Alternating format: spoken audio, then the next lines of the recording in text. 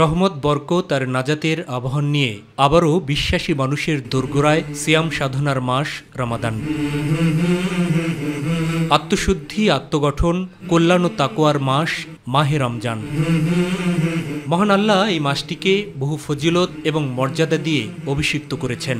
ফলে এই মাস মুমিন বান্দার জীবনে এক দুর্লভ সুযোগ এনে দেয়। রমাদান হলো রহমতের মাস, আল্লাহ তাআলার পক্ষ থেকে বিশেষ মার্সি, দয়া। এজন্য তিনি জাহান্নাম বন্ধ করে দেন, জান্নাত খুলে দেন এবং তার রহমতের পরিধিকে আরো ব্যাপৃত করেন, বেশি বাড়িয়ে দেন। আমাদেরকে পরিশুদ্ধ করার এক মহান সুযোগ হলো মাহে রমাদান। এই সুযোগ তো আল্লাহ তাআলা আগামী বছর যে আপনি পাবেন কোনো নিশ্চয়তা নেই। এই জন্যে আমি মনে করি যে এই মাসটিকে আমাদের কাজে লাগানো উচিত। রমাদান পবিত্র কুরআন অবতীর্ণের মাস। মানবজাতির জন্য আল্লাহর পক্ষ থেকে রাসূল হযরত মুহাম্মদ সাল্লাল্লাহু আলাইহি ওয়াসাল্লামের উপর অবতীর্ণ করা হয়েছে কুরআন।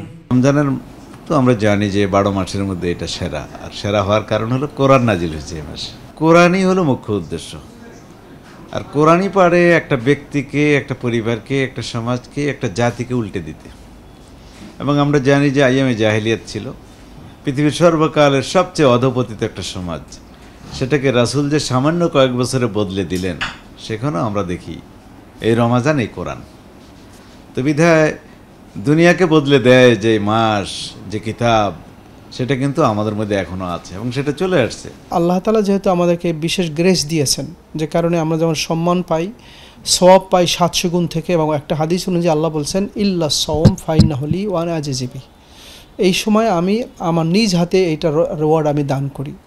এবং সেখানে বলেছেন আল্লাহু আকবার আতিয়াব, আল্লাহ তাআলা আরও বেশি দিতে পারেন, 700 গুণ নয় শুধু, তার চেয়ে অনেক অনেক গুণ বেশি দিতে পারেন।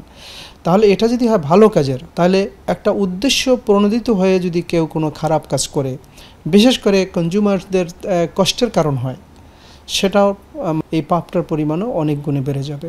মহান আল্লাহর কাছে সবারই ফরিয়াদ, সিয়াম সাধনার শিক্ষায় আলোকিত হোক জীবন, সমাজ এবং রাষ্ট্রীয় সকল ক্ষেত্র।